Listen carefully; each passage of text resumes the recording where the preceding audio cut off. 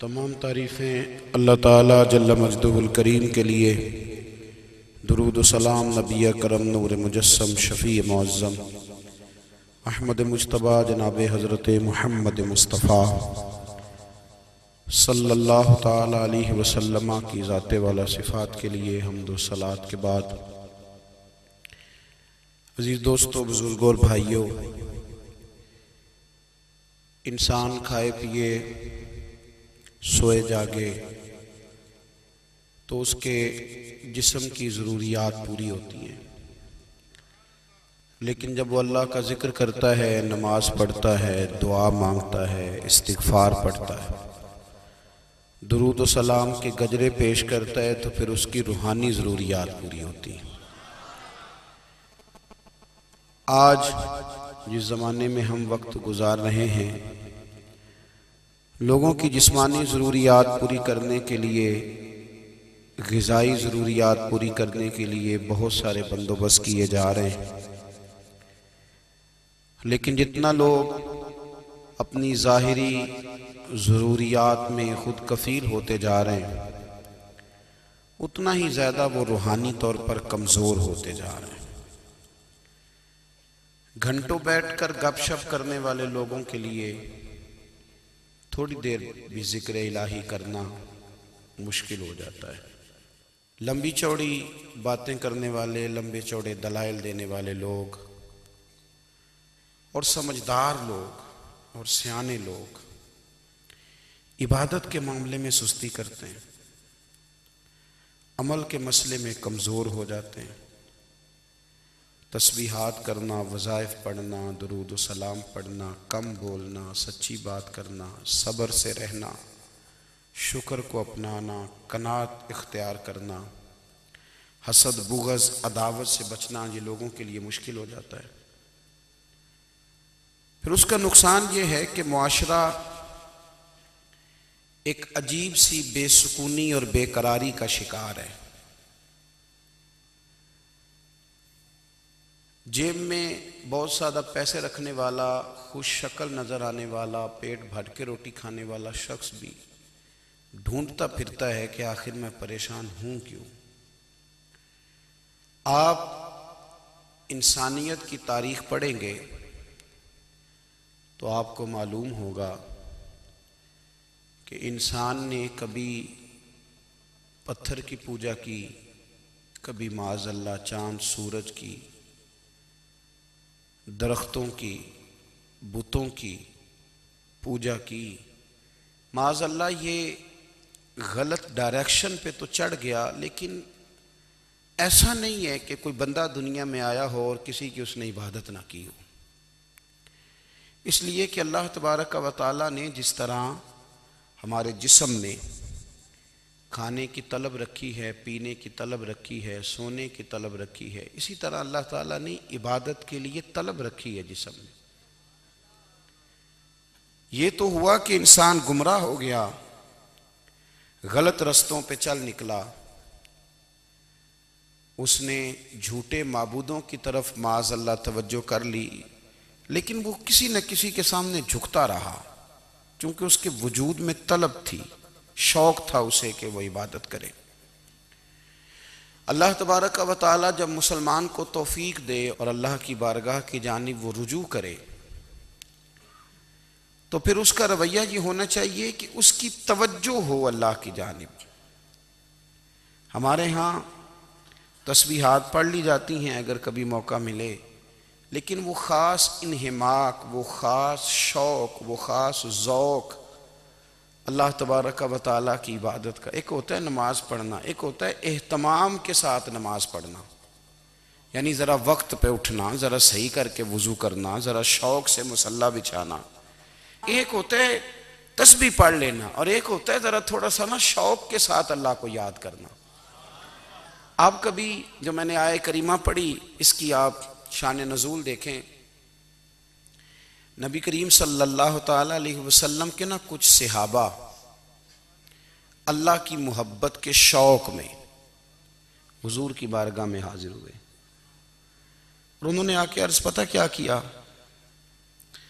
عرض کرنے لگے یا رسول اللہ صلی اللہ تعالی علیہ وسلم سالوں بیت گئے ہیں سجدے کرتے ہوئے، حضور سالوں بیت گئے ہیں تسبیح پڑھتے ہوئے، سالوں بیت گئے کہتے ہوئے کہ سبحان اللہ وہ پاک ہے، ہمیں سالوں بیت گئے یہ کہتے ہوئے کہ اللہ اکبر وہی سب سے بڑا ہے، سالوں بیت گئے کہتے ہوئے کہ الحمدللہ ساری تعریفیں اللہ کے لیے، سالوں بیت گئے اس کی تسبیح کرتے، تحلیل کرتے، تکبیر کہتے۔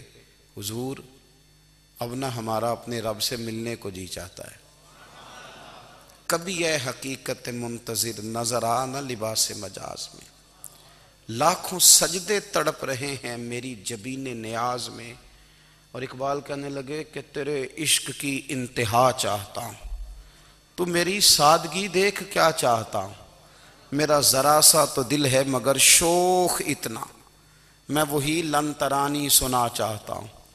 میرا بھی دل کرتا ہے کہ اللہ میں تجھے کہوں میں تجھے دیکھنا چاہتا ہوں، جس طرح حضرت موسیٰ کلیم علیہ السلام نے کہا تھا، اور تو مجھے کہے کہ لن ترانی تو نہیں دیکھ سکتا، ذرا سا تو دل ہے مگر شوق اتنا، میں بھی وہی لن ترانی سنا چاہتا ہوں۔ پھر کہنے لگے بھری بزم میں راز کی بات کہہ دی، بڑا بے ادب ہوں سزا چاہتا ہوں۔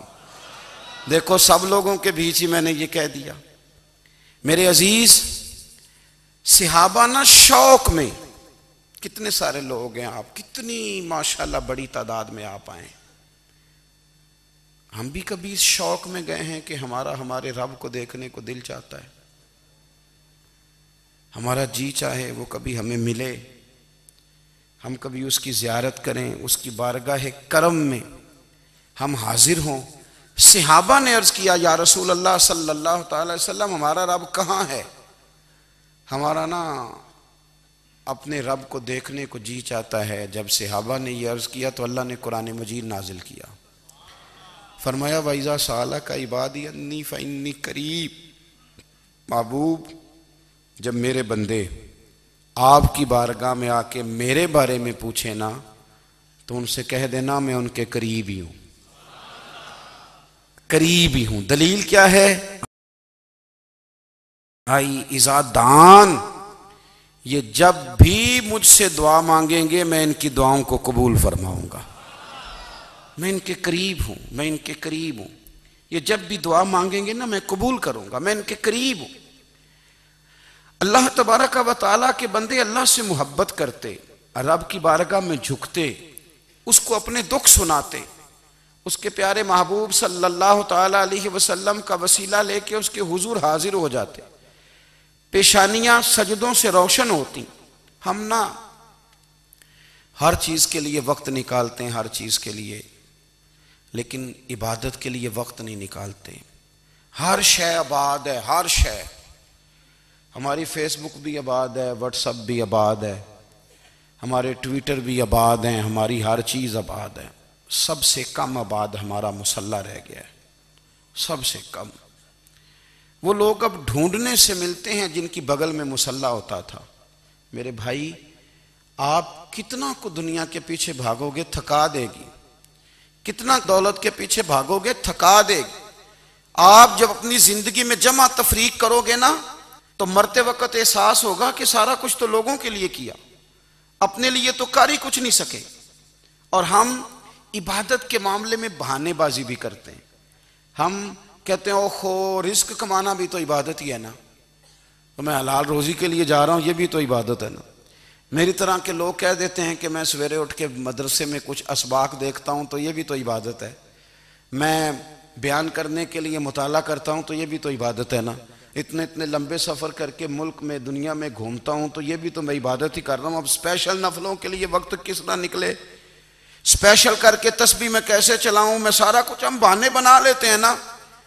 میرا سوال یہ ہے کہ یہ ساری باتیں صحابہ کو، نبی کریم کو، دیگر لوگوں کو بھی تو پتہ تھی نا، لیکن آپ غور تو کریں 23 سال حضور کو وقت ملا، مختصر وقت ظاہراً تبلیغ کرنے کے لیے، پوری دنیا میں دین بھی پھیلانا ہے۔ گھر میں 11 ازواج ہے، 4 بیٹیاں ہیں، ان کی اولادیں، سارے کام کاج بھی دیکھنے ہیں۔ لیکن سیدہ طیبہ طاہرہ حضرت عائشہ صدیقہ رضی اللہ تعالیٰ عنہ فرماتی ہیں سارا دن تبلیغ کرتے، ہر غلام کے دکھ سنتے، گھر میں آتے تو اپنے گھر والوں کا خیال کرتے، کام میں ہمارا ہاتھ بٹاتے۔ قربان جاؤں، کہتی ہیں زمانہ سارا سو جاتا لیکن آمنہ کے لال مصلی بچھا لیتے۔ دنیا سو گئی ساری، سب سو گئے، جو خدام تھے، وہ جو غلام تھے، وہ سو گئے۔ صحیح مسلم نے لفظ ملیں گے، سیدہ پاک فرماتی ہیں او میرے نبی کے غلاموں، میں نے یہ رنگ بھی دیکھا ہے کہ حضور نے اتنا کھڑے رہے، اتنا قیام کیا، اتنا قیام کیا کہ مقدس پیروں میں ورم آ گئے، سوج گئے پیر، اتنے بڑے۔ دل پہ ہاتھ رکھ کے نہیں بتا سکتا کہ میرے کبھی نماز میں پیر سوج گئے ہوں، کوئی نہیں بتا سکتا۔ بچوں کی روٹی کماتے تھک گئے بات الگ ہے، ہم سیر کرنے گئے تو تھک گئے بات الگ ہے، لیکن عبادت میں یہ بھی تو مسلم شریف ہے نا، یہ بھی تو دین ہے نا، یہ بھی تو حضور کی سنت ہے، یہ بھی تو وہ چیز ہے جو کریم کی آنکھوں کی ٹھنڈک ہے۔ سیدہ فرماتی ہیں پیروں میں ورم آ گئے، اور ساری رات ہی حضور نے نماز پڑھی اور ایک ہی آیت بار بار دہرائی۔ مسجد نبوی میں بلال حبشی نے فجر کی اذان دے دی اور حضور ابھی مصلی پہ تھے، کریم فارغ ہوئے، میں نے عرض کی یا رسول اللہ صلی اللہ علیہ وسلم، آپ کے تو صدقے اللہ اگلے پچھلوں کے گناہ معاف کرے گا، تو آپ اتنی آہوزاری کیوں فرماتے ہیں؟ آپ تو شفیع ہیں، آپ تو انبیاء کے امام ہیں۔ تو حضور نے فرمایا عائشہ تم نے گنوایا ہے نا میرے اللہ کی مجھ پر کتنی رحمت ہے، افلا اکون عبدا شکورا، فرمایا اگر اس نے اتنی نعمتیں دی ہیں تو کیا میں اس کا شکر گزار بندہ نہ بنوں؟ میں شکر گزار بندہ نہ بنوں اس کا؟ پھر اگر اتنی نعمتیں اس نے دی ہیں، مجھے اتنا نوازا ہے، تو پھر میں اس کے سامنے سجدے نہ کروں؟ او میرے بھائی، بڑے قابل فخر لوگ ہیں ہم کہ ہم نبی پاک کے غلام ہیں، ہم قابل فخر ہیں کہ نبی کریم کے غلام ہیں۔ کیا کبھی اس غلامی کے شکرانے میں بھی 2 نفل پڑھے کہ یا اللہ تیرا شکر ہے تو نے ہمیں حضور کا غلام بنایا ہے؟ یاد رکھیں کہ اپنی روحانی زندگی کو آباد کریں، استغفار پڑھیں، تسبیحات کریں۔ حضرت عبداللہ ابن عمر رضی اللہ تعالیٰ عنہ حضرت عمر کے صاحبزادے، مکہ مکرمہ میں ان کی قبر ہے۔ میں نے جب انہیں پڑھا تو مجھے ان سے بڑا پیار ہو گیا، لیکن آپ کو پتہ ہے وہاں جا کے کسی شخص کا مزار تلاش کرنا یا پوچھنا ایک مشکل کام ہوتا ہے۔ تو ایک دفعہ میں مکہ شریف میں حاضر تھا، تو ایک گاڑی والا ڈرائیور مجھے کہنے لگا کہ مولانا میں آپ کو جانتا ہوں، مجھے آپ سے محبت ہے، ایک بات بتاؤں آپ کو؟ میں نے کہا بتاؤ۔ کہنے لگے حضرت عبداللہ ابن عمر کی قبر دیکھنی ہے۔ میں نے کہا یہ تو نہیں کہہ رہا، یہ کسی نے بندوبست کرایا ہے، یہ اللہ نے تیرے دل میں بات ڈالی ہے، یہ ہو گیا تو لے چل مجھے۔ حضرت عبداللہ ابن عمر کو نبی پاک نے فرمایا تھا راجل صالح، یہ نیک بندہ ہے، یہ متقی آدمی۔ حضرت عبداللہ ابن عمر رضی اللہ تعالیٰ عنہ سیدنا فاروق اعظم رضی اللہ تعالیٰ عنہ کے صاحبزادے ہیں، اور ان کی ہمشیرہ سیدہ حفصہ رضی اللہ تعالیٰ عنہ حضور کی زوجہ محترمہ۔ ایک دن اپنی ہمشیرہ سے کہنے لگے کہ نبی کریم صلی اللہ تعالیٰ علیہ وسلم گھر میں آئے نا، اور اگر حضور غم امت میں پریشان نہ ہوں، طبیعت کو حشاش بشاش دیکھو، تو ذرا پوچھنا تو صحیح حضور کا میرے بارے میں کیا خیال ہے، پوچھنا تو صحیح کہ کریم کی بارگاہ میں میرا کیا مقام ہے، میرے بارے میں حضور کیا فرماتے ہیں۔ اب بہن کو کام بتائے اور بتائے بھی بھائی، اور پھر بہن وہ کام نہ کرے، یہ تاریخ میں ہوتا نہیں۔ حضرت عمر فاروق رضی اللہ تعالیٰ عنہ کی صاحبزادی ام المومنین رضی اللہ تعالیٰ عنہ فرماتی ہیں کہ میں تو بس منتظر تھی، انہوں نے تو کہا تھا نا کہ اگر تم حشاش بشاش دیکھو تو بات کرنا، لیکن حضور تشریف لائے، میری باری تھی، میرے گھر تشریف لائے، کھانا پیش کیا تو فوراً میں نے عرض کی حضور ایک بات پوچھنی تھی۔ تو حضور نے فرمایا پوچھئے۔ میں نے عرض کی حضور میرے بھائی عبداللہ ابن عمر کے بارے میں آپ کا کیا خیال ہے؟ نوجوانوں میری بات پہ غور کرنا، میرے بھائی کے بارے میں آپ کا کیا خیال ہے؟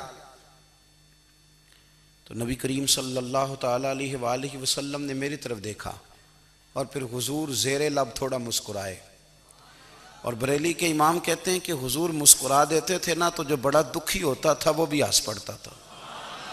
اب سوال پیدا ہوتا تھا کہ پھر تو اس مسکراہٹ کے لیے انتظار کرنا پڑتا ہوگا کئی کئی مہینے کہ حضور مسکرائیں تو رونے والے ہنسیں، تو اعلیٰ حضرت فرماتے نہیں، انتظار نہیں کرنا پڑتا، یہ مسکراتے رہنا تو حضور کی عادت ہے۔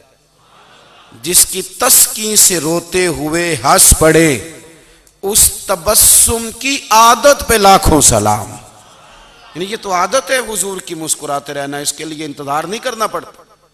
بھائیو آپ خیال رکھیں گے، غور کریں گے، حضرت عبداللہ ابن عمر رضی اللہ تعالیٰ عنہ کے بارے میں پوچھا تو سیدہ فرماتی ہیں کہ نبی کریم صلی اللہ تعالیٰ علیہ وسلم نہ زیر لب مسکرائے اور فرمایا حفصہ تیرا بھائی ہے تو اچھا، لیکن میں نے سنا ہے کہ عشاء کی نماز پڑھتا ہے تو فجر تک سویا ہی رہتا ہے۔ او نوجوانوں، 10 بجے تک سونے کی بات نہیں ہوئی، 9 بجے تک سونے کی بات نہیں ہوئی، 11 بجے اٹھنے کی بات نہیں۔ حضور فرمانے لگے میں نے سنا ہے کہ عشاء کی نماز پڑھ کے سو جاتا ہے اور فجر تک سویا ہی رہتا ہے، اسے چاہیے کہ تہجد کے وقت اٹھا کرے، اللہ کی بارگاہ میں حاضر ہوا کرے، آہوزاری کرے، سجدے کرے، عبادت کرے، اٹھتا ہے اور فجر میں جا کے اٹھتا ہے۔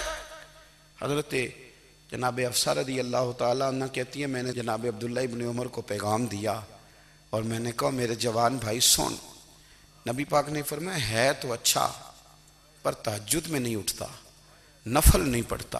او میری ملت کے جوانوں، مزہ نہیں آ جاتا جب ساری دنیا سوئی ہو، ساری دنیا، اور بستر بھی گرم ہو اور نیند بھی پورا غلبہ کر رہی ہو، اور اچانک گھنٹی بجے دماغ میں، آنکھ کھلے، گھڑی پہ نظر پڑے، 3:30 4 بجے کا پیغام گھڑی بتائے، اور کوئی چڑھتی جوانی والا اٹھ کے وضو کرے، اور جب وہ مصلی کھول کے بچھائے تو مدینے والے محبوب کہتے ہیں کہ ہر نماز پہ رب ثواب دیتا ہے، اور جو اٹھ کے تہجد کی نماز پڑھے اسے دیکھ کے تو رب مسکراتا ہے، جو اس کی شان کے لائق ہے، جو اس کی شان کے لائق، وہ مسکراتا ہے، خوش ہوتا ہے کہ میرا بندہ تہجد میں اٹھ گیا، وہ مسکراتا ہے۔ کاش ہماری صبحیں کبھی اپنے مالک کے نام ہو جائیں، کاش کے صبحیں۔ حضرت ابو الحسن رحمۃ اللہ تعالیٰ علیہ حضرت معاذ ابن جبل رضی اللہ تعالیٰ عنہ کے پاس بیٹھا کرتے تھے، فرماتے ہیں ان سے جو پیار بڑھا تو پھر میرا مصلی سے بھی بڑھ گیا۔ تابعی ہیں، فرماتے ہیں صحابی رسول سے محبت ہوئی تو ذکر سے بھی ہو گئی، پھر درود شریف سے بھی ہو گئی، محبت ان سے بڑھی تو پھر اللہ نے مسجد کا پیار بھی بڑھا دیا۔ آپ فرماتے ہیں کہ میری ہر وقت طبیعت چاہتی تھی کہ بس اللہ اللہ کروں، بس اللہ اللہ کروں، بس نہ میں ذرا تھوڑی جان چھڑاؤں لوگوں سے، کوئی 10 منٹ ملے تو میں کوئی 4 نفل پڑھ لوں، میں تھوڑا سا نہ بچوں لوگوں سے، اور مجھے تسبیح ملے تو میں نہ کوئی 400-500 دفعہ استغفار پڑھوں، سبحان اللہ، الحمدللہ، اللہ اکبر، لا حول ولا قوت الا باللہ، میں نہ تسبیحات پڑھوں۔ فرماتے ہیں کہ بچے تھے گھر میں 6-7، غربت تھی، کام ملتا کوئی نہیں تھا، اور میں کام چور نہیں تھا، کام ڈھونڈتا تھا، پر اللہ کی قدرت کے کام نہیں ملتا تھا۔ فرماتے ہیں کہ میں نے ایک دن اپنی اہلیہ سے کہا کہ آج میں پھر جاتا ہوں کام ڈھونڈنے، تو میری بیوی بڑی فرما بردار تھی، پر اس دن نہ غربت کے ہاتھوں تنگ آ کے کہنے لگی آج نانا کوئی تو چیز لے کے آیا، تو مجھ سے بچوں کی بھوک نہیں دیکھی جاتی، یہ سب روگاں دا روگ محمد جس دا نام غریبی، کنڈ بلا کے لنگ جاندے نہیں دوست یار قریبی، آج نہ کچھ لے کے آیا تو میں بچے لے کے میکے چلی جاؤں گی۔ شیخ فرماتے ہیں کہ میں بڑا پریشان گھر سے نکلا، پر میں نے صبح سے لے کے زور تک کام ڈھونڈا، کام ملا کوئی نہیں، تو میرے دل میں خیال آیا چلو کام نہیں ملتا تو اللہ اللہ تو کرے نا، چلو بندوں کی مزدوری نہیں ملتی تو رب کریم کی عبادت ہی کرتے ہیں۔ فرماتے ہیں کہ میں نے نا فرات کے پانی سے وضو کیا، نہر کے، شدید دھوپ تھی، ساتھ ریت تھی اور ریت تپ رہی تھی، میں نے اپنا رومال وہیں مصلی کے طور پر بچھا لیا، اور فرماتے ہیں کہ زور سے لے کر عصر تک نماز پڑھی، دھوپ بھی پورے زور پہ، پر میرے سجدے کا ذوق بھی پورے زور پہ۔ فرماتے ہیں سورج بھی چمک رہا ہے اور رب کی عبادت کا ذوق بھی پورے زور پہ، میں سجدہ کروں تو پھر میرا اٹھانے کو جی نہ چاہے، میرے استاد لکھا کرتے تھے، یہ ان کا شعر ہے، وہ کہا کرتے تھے مجھے سوز دے، مجھے ساز دے، اور مجھے نیم شب کا نیاز دے، دم سجدہ خود کو میں توڑ دوں، مجھے ایسا ذوق نماز دے۔ اور میں تیری بہار کا پھول ہوں، میں کھلا بھی ہوں تو تیرے لیے، مجھے میری شاخ سے توڑ لے، مجھے اپنی زلف کا ناز دے۔ بھائی فرماتے ہیں کہ عصر تک میں نے نفل پڑھے، دل ڈھلنے لگا، عصر کی نماز پڑھی اور میں وہاں سے چلا۔ اب میں جب نکلنے لگا تو دل میں خیال آیا کہ چھوٹی چھوٹی دیواریں ہیں گھر کی، بغیر کچھ لیے جاؤں گا تو بیوی دور سے دیکھے گی تو شور کرے گی کہ پھر خالی ہاتھ آ گیا ہے۔ کہتے میں نے اپنی اسی رومال میں جس پہ میں نے نماز پڑھی تھی نا، رومال میں کی آخی دے پنجابی جو صافہ کہتے ہیں، اسی میں نا میں نے کچھ ریت بھر لی کہ وہ دور سے دیکھے گی تو سمجھے گی کچھ لے کے آیا ہے، چلو جا کے اسے بتا دوں گا کہ آج پھر مزدوری نہیں ملی۔ کہتے ہیں وہ ریت لے کر جب میں گھر میں گیا تو پہلے بیوی دروازے پہ کھڑی ہوتی تھی، پوچھتی تھی خالی ہاتھ آ گئے ہو؟ آج میں نے دیکھا تو ہے ہی کوئی نہیں۔ فرماتے ہیں میں اندر داخل ہوا، سلام لیے، کونے میں نے وہ رومال رکھ دیا اور میں نے آواز دی کہ بھلی مانس کہاں ہو؟ تو وہ کہنے لگی آپ منہ ہاتھ دھو لیں، میں روٹی لے کے آئی۔ میں نے کہا روٹی کہاں سے آ گئی؟ یہاں تو کئی دنوں کے فاقے، تو کئی دنوں کی غربت ہے، یہاں تو اس گھر میں تو فقیری ہے۔ فرماتے ہیں کہ وہ روٹی لے کے آئی اور اس وقت کی جو موجودہ نعمتیں تھیں، سمجھ لیں سلاد، اچار، ہر چیز ساتھ لائی۔ میں نے کہا کہ بچے کہاں گئے؟ کہنے لگی وہ کھانا کھا کے کھیلنے گئے، آپ کھانا کھا لیں آ جاتے۔ کھانا اس نے چن دیا۔ میں نے حیرت انگیز لہجے میں ساری نعمتیں اپنے دسترخوان پہ دیکھ کر کے بیوی سے پوچھا یہ کہاں سے آیا کھانا؟ بچوں کو تو نے کہاں سے کھانا کھلایا؟ یہ سارا کچھ کیسا ہے؟ تو کہنے لگی پتہ نہیں آج آپ کس کریم کی مزدوری کرنے چلے گئے تھے، پتہ نہیں کس کریم کی، میرے گھر میں تو اتنی نعمتیں آئی ہیں کہ مجھ سے سنبھالی نہیں جا رہی، اتنا اناج ہے، اتنا گندم ہے، کس کریم کے دروازے آج چلے گئے تھے؟ یہ کہتے کہتے وہ اٹھی اور اٹھ کر کے کہنے لگی پہلے بڑا کچھ آیا تھا، اب کیا لے آئے ہو؟ اور جا کر کے نا اس نے وہ ریت والا رومال کھولا، کہنے لگے میں تو لے کے آیا تھا ریت، تو میرے رب نے اسے بھی سونے اور ہیرے بنا دیا تھا۔ جب آپ کی توجہ اللہ کی جانب، میرے نبی پاک صلی اللہ تعالی علیہ وسلم نے فرمایا ہر چیز اپنے رب سے مانگ، ہر چیز مانگ، ہر چیز مانگ۔ یا رسول اللہ کیا کچھ؟ میرے محبوب نے فرمایا تیرے گھر میں نمک بھی ختم ہو جائے تو وہ بھی اپنے رب سے مانگا کر، تو مانگنا وہ تجھے دے گا، تو اس کی بارگاہ میں کشکول طلب دراز تو کرنا۔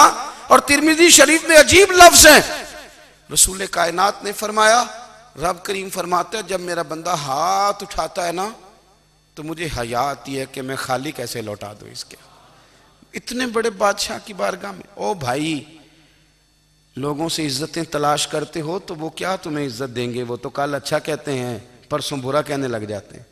لوگوں کے سامنے گڈ بک میں آنا چاہو گے تو وہ تو سویرے تمہارے بارے میں کچھ کہیں گے، شام کچھ اور کہیں گے۔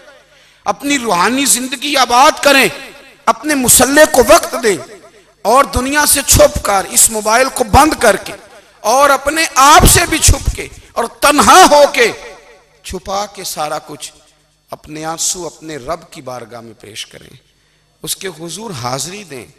سنو نا ترمذی کی حدیث اور اسے یاد رکھنا، نبی پاک علیہ السلام نے فرمایا اپنے دکھ لوگوں کے سامنے نہ بیان کرنا، سیٹھوں نوابوں کو نہ بتاتے پھرنا، دنیا داروں کے سامنے جا کے نہ رونا کہ میں تکلیف میں ہوں۔ فرمایا اگر دنیا داروں کو دکھ بتاؤ گے رب تمہیں کبھی غنی نہیں کرے گا، اور لوگ ہیں کہ الٹا مذاق اڑائیں گے۔ آپ کی جس سے بڑی پکی یاری ہے نا، پکی، وہ تب تک پکی ہے جب تک آپ نے 50,000 مانگا نہیں، اور جس وقت آپ نے کہہ دیا کہ میں مجبور ہوں میری مدد کر تو پھر ختم ہو گئی دوستی۔ لوگوں کی تعلقات آپ کے ساتھ تب تک ہیں جب تک آپ ان سے کوئی ضرورت وابستہ نہیں کرتے۔ کریم محبوب فرمانے لگے بندوں کے سامنے دکھ نہ بیان کرنا، اللہ تجھے کبھی غنی نہیں کرے گا، تو اپنے دکھ اپنے رب کو بتا، تو دعائیں مانگ، تو اس کی بارگاہ میں حاضر ہو، تو اس کے حضور عرض کر۔ فرمایا اپنے دکھ اپنے رب کو بتا، وہ جلدی کرے یا دیر سے کرے تجھے ساری دنیا سے بے نیاز کر دے گا، تجھے کسی کا محتاج نہیں رہنے دے گا۔ اپنے اپنے مسلح کو، اپنی دعاؤں. ایک بزرگ فرماتے ہیں میں نے دعا مانگنے کا طریقہ اپنی بیوی سے سیکھا.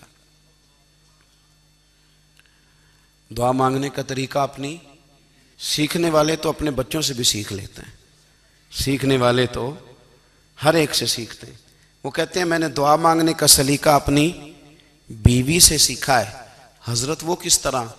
فرمانے لگے میری بیوی نے نا مجھے کوئی کام بتایا، کچھ پیسوں کی ضرورت کے لیے کہا، تو میں نے اسے کہا کہ بھئی ابھی میرے پاس نہیں ہے، کچھ دنوں میں آتے ہیں تو میں دے دوں گا. عورتوں کی عادت ہوتی ہے وہ بار بار یاد کراتی ہیں. 2-4 دنوں کے بعد پھر اس نے کہا حضرت وہ میں نے کہا تھا کچھ پیسے، میں نے اسے کہا کہ ابھی میرے پاس نہیں ہے، کچھ دنوں میں ملتے ہیں تو میں تمہیں دے دوں گا. اس نے کچھ دنوں کے بعد پھر کہا حضور وہ میں نے کچھ پیسے کہے تھے. فرماتے میں نے ڈانٹ دیا، میں نے کہا کہ کیا تو روز مجھے شرمندہ کرتی ہے، کہا نا میرے پاس نہیں ہے، ہوں گے تو دے دوں گا، تو روز یاد کراتی ہے. فرماتے ہیں اس نے پہلے تو میری ڈانٹ کو سہا، پھر میرے سخت جملوں نے اس کی آنکھوں میں آنسو پیدا کر دیے، پھر اس نے اپنے آنچل میں اپنے اس دکھ کو سمیٹا، اور پھر اس نے ایک جملہ کہا تو میں رو پڑا، اور مجھے اپنے رب سے مانگنے کا طریقہ آ گیا. مجھے کہنے لگی حضرت جی آپ نے ڈانٹ دیا میں نے سہ لیا، پر آپ ہی میرے شوہر ہیں، بتائیں نا آپ سے نہ کہوں تو میں کس سے جا کے کہوں. فرماتے ہیں میں رو پڑا، اور میں کھل کے رویا، اور میں تڑپ کے رویا، اور پھر میری سسکیاں بند گئیں. تو مجھے کہنے لگی آپ کو کیا ہوا؟ میں نے کہا مجھے بھی دعا مانگنی آ گئی ہے. جب میں اسے کہوں گا نا اللہ تو ہی میرا رب ہے، میں تجھ سے نہ کہوں تو میں کس سے جا کے کہوں؟ میں کیوں کسی بندے سے سوال کروں؟ میں کیوں کسی دنیا دار سے کہوں؟ میں تیرے بندوں کا، نیک بندوں کا وسیلہ لے کے، تیرے محبوب کی غلامی لے کے تیری بارگاہ میں آیا، تجھ سے نہ مانگوں تو کس سے مانگوں؟ سمجھ آ گئی ہے. جب میں اس رنگ میں مانگوں گا تو پھر رب میرے اوپر بڑا ہی فضل فرمائے گا، وہ میرے اوپر بڑی رحمت کرے گا، وہ میرے لیے آسانیاں کرے. عزیز دوستو ہم اس طرح کرنے لگ گئے ہیں کہ ہم نے نا اپنے تعلقات پر اعتماد کرنا شروع کر دیا ہے. میرے تعلقات بہت ہیں. ہم نے اپنی دولت پر اعتماد کرنا شروع کر دیا ہے، میرے پاس دولت بہت ہے. ہم نے اپنے علم پر، اپنی شہرت پر اعتماد کرنا شروع کر دیا ہے کہ میرے پاس فلاں چیز بہت ہے. یاد رکھنا جب بے نیاز اپنی صفت بے نیازی دکھاتا ہے تو بڑی بڑی دولتوں والے مجبور نظر آتے ہیں. بھائیو جب انسان کا رشتہ اپنے مالک کے ساتھ ہوتا ہے پھر تو غم بھی کچھ نہیں کہتے، پریشانیاں بھی کچھ نہیں کہتی، پھر تو زندگی صبر والی، پھر تو زندگی توکل والی، پھر تو زندگی بھروسے والی. پھر انسان اپنے آپ کو رسوا نہیں کرتا، دنیا داروں سے امیدیں اس کی ختم ہو جاتی، امیدیں اللہ رسول سے لگا لیتا ہے، مضبوط ہو جاتا ہے، مضبوط، طاقتور ہو جاتا ہے، خوددار ہو جاتا ہے، باوقار باعزت ہو جاتا ہے. حضرت بہلول دانا رحمت اللہ علیہ بیٹھے تھے تو ہارون رشید حج کر کے آ رہا تھا، تو رستے میں حضرت شیخ سے ملاقات ہو گئی تو السلام علیکم کے بعد کہنے لگا حضور کوئی حکم ہو تو بتائیے گا. تو حضرت بہلول دانا فرمانے لگے تیرا رب کون ہے؟ اس نے کہا اللہ. تو فرمایا میرا کون ہے؟ کہا اللہ. فرمانے لگے تو بڑا ہی بیوقوف ہے، کیا تو یہ سمجھتا ہے کہ رب ہارون رشید کو تو دے گا اور بہلول دانا کو بھول جائے گا؟ تیرا بھی وہی رب ہے، میرا بھی وہی رب ہے. اس نے اگر تجھے دے کے آزمایا ہے تو ہو سکتا ہے مجھے نہ دے کے آزما رہا ہو. جب اس کی حکمت کے تقاضے ہوں گے تو عطا کرے گا اور دے گا. تو جا اپنا کام کر. بھائی اپنی روحانی زندگی، اپنی عبادات، اپنے وظائف، اپنے روزمرہ کے معاملات، اپنی دعائیں، اپنا استغفار. دیکھو کوئی مشکل کام تو نہیں، 2 رکوع ہیں سورہ واقعہ کے اگر رات کو پڑھ لی جائے تو. میں کس طرح یہ بات بیان کروں کہ تعویذ بانٹنا آسان ہے اور وظیفہ بتانا مشکل ہے. سارا دن تعویذ بانٹیں تو لوگ لینے کو تیار ہیں، اور اگر آپ وظیفہ بتائیں تو کہتے ہیں تو مشکل کام ہے. او خدا کے بندے، اگر آپ کا تعلق قرآن پاک کے ساتھ مضبوط ہو، قرآن پاک کے ساتھ اگر آپ کا رشتہ ہو، لوگ سفارشیں ڈھونڈتے ہیں نا دنیا میں، کوئی تعلق مل جائے تو میرا کام ہو جائے. دنیا میں اتنا مشکل معاملہ ہے، آخرت میں مجھے بتائیے گا کتنا مشکل معاملہ ہوگا. میرے نبی پاک صلی اللہ تعالی علیہ وسلم نے فرمایا جو لوگ سورہ ملک پڑھا کرتے تھے نا، سورہ ملک، یہ سورت ملک قیامت میں ان کی سفارش کرے گی اور اس طرح کرے گی کہ کہے گی اے اللہ یہاں اس بندے کو جنت میں داخل کر دے یا مجھے قرآن پاک سے علیحدہ کر دے. تو رب فرمائے گا جا اس کا دامن تھام کے اسے جنت تک پہنچایا. آپ بات کو سمجھیں. جب آپ کے تعلقات اپنے معاملات کے ساتھ مضبوط ہوں گے، یہ نبی کریم نے وعدہ کیا ہے کہ تو سورت واقعہ پڑھ تیرے گھر میں فاقہ نہیں آئے گا. حضرت عبداللہ ابن مسعود رضی اللہ تعالیٰ عنہ بیمار تھے تو حضرت عثمان غنی رضی اللہ تعالیٰ عنہ تیمارداری کے لیے تشریف لے گئے اور جا کر کے کہا کہ آپ بڑے بیمار ہیں، آپ کی بیٹیاں زیادہ ہیں، میں چاہتا ہوں کہ خزانے میں سے کچھ مدد کروں. تو سیدنا عبداللہ ابن مسعود رضی اللہ تعالیٰ عنہ اٹھ کے بیٹھ گئے اور کہنے لگے امیر المومنین، اللہ آپ کو میری طرف سے میری بیٹیوں کی طرف سے بہتر صلہ دے. میری بیٹیوں کو کسی خزانے کی ضرورت نہیں، میں نے انہیں خزانہ دے دیا ہے. کہا جناب آپ نے کون سا خزانہ دیا ہے، میں آپ کے مالی معاملات کو جانتا ہوں. تو فرمانے لگے امیر المومنین، میرے نبی کریم نے فرمایا ہے جو سورت واقعہ پڑھے اسے کبھی فاقہ نہیں آتا. میں نے بیٹیوں کو یاد کرا دی ہے، یہ خزانہ میں نے انہیں دے دیا ہے. وہ سارے والدین سنیں جو بیٹیوں کے لیے پریشان رہتے ہیں. حضرت عبداللہ ابن مسعود نصیحت کر رہے ہیں، فرمانے لگے میں نے سورت واقعہ یاد بھی کرا دی ہے، پڑھنے کی عادت بھی ڈال دی ہے. حضور نے فرمایا ہے جو سورت واقعہ پڑھے اسے فاقہ نہیں آتا. کہنے لگے چاند تو اپنی جگہ چھوڑ سکتا ہے، سورج گر سکتا ہے، تارے ٹوٹ سکتے ہیں، پر مدینے والے رسول کی بات غلط نہیں ہو سکتی. حضور نے فرمایا فاقہ نہیں آئے گا تو انشاءاللہ کبھی بھی نہیں آئے گا. کرنے کا کام یہ ہے کہ ہم اپنے معاملات، اپنی عبادات، اپنی دعائیں کبھی 10 منٹ عادت ہو جائے نا دعا مانگنے کی علیحدہ سے رات کو. حضور نے فرمایا جو فرض نماز کے بعد دعا مانگے اللہ اس کی قبول کر لیتا ہے. نبی پاک صلی اللہ تعالیٰ علیہ وسلم نے فرمایا اللہ مسافر کی دعا قبول فرماتا ہے. حضور نے فرمایا اللہ مظلوم کی دعا قبول فرماتا ہے. حضور نے فرمایا بیمار سے دعا کراؤ اللہ اس کی دعا قبول فرماتا ہے. میرے نبی پاک نے فرمایا ماں باپ جب بھی اولاد کے لیے ہاتھ اٹھائیں، ویسے تے بلے شاہ تو آسمانی اڑ دیاں ہی پھڑ دیں، جڑا گھر بیٹھا انہوں بڑھیا ہی نہیں. حضور فرمانے لگے ماں باپ جب بھی اولاد کے لیے دعا فرمائیں اللہ ان کی دعا کو قبول کرتا ہے. آپ اپنا تعلق بنائیں دعا کے ساتھ، عبادت کے ساتھ، مصلی کے ساتھ رشتہ بنائیں، استغفار پڑھیں. صلاح الدین ایوبی صلیبی جنگوں میں تھے، رات کو مسجد اقصیٰ میں نماز پڑھی تو پریشان تھے.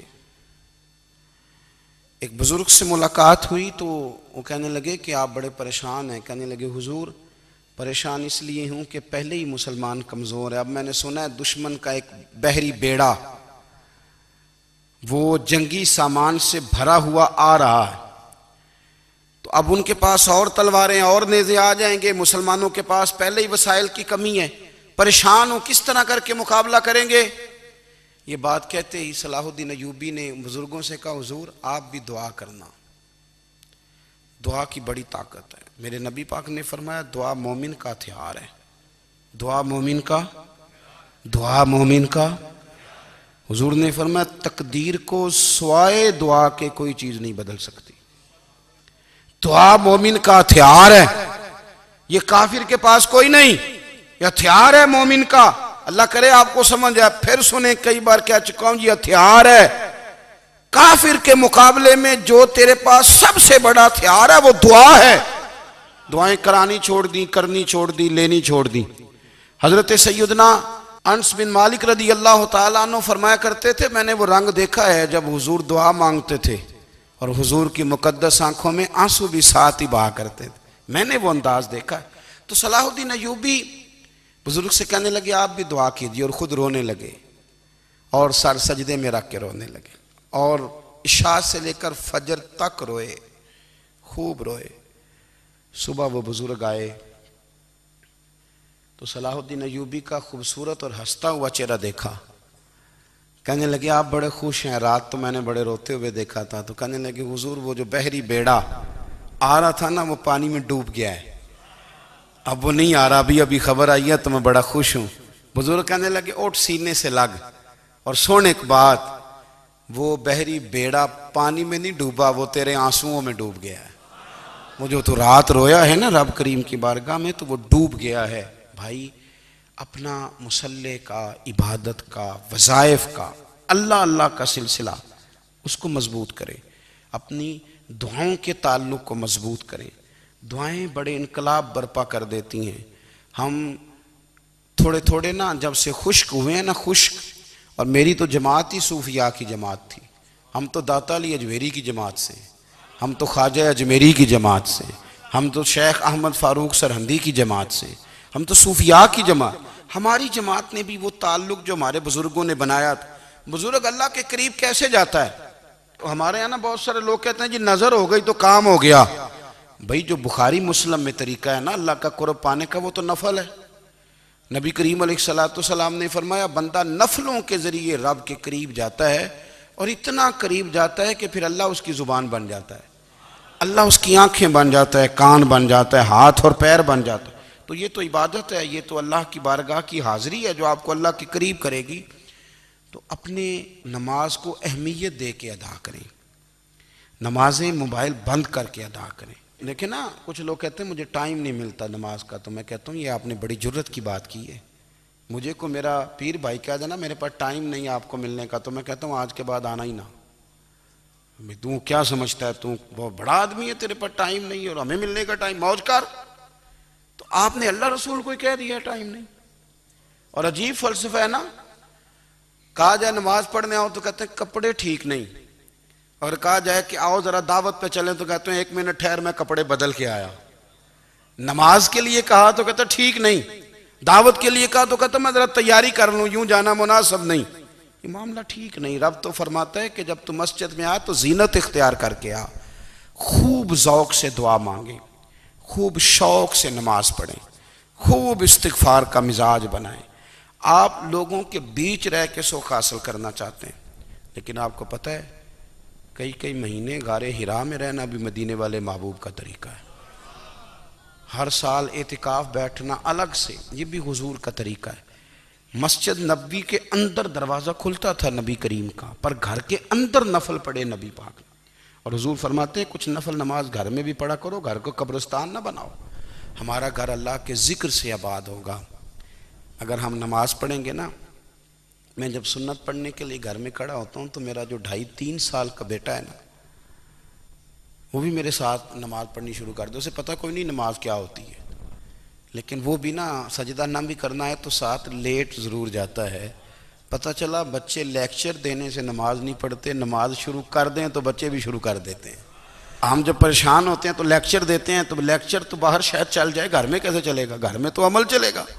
تو میرے عزیز، آج کے اس روحانی اجتماع میں ہمارے دوستوں نے جو محنت کی، ہم نے بار بار اپنی نیت سے پوچھا خدا ہمیں معاف کرے اگر کوئی ذاتی شہرت ہے، کوئی ہمارے ذاتی مفادات ہیں، رب ہمیں ہدایت دے۔ ہماری یہ خواہش تھی کہ روحانی اجتماع ہمیں تھوڑا سا اللہ اور اس کے رسول کے جانب مائل کرے، کچھ ہمارا رشتہ مصلی کے ساتھ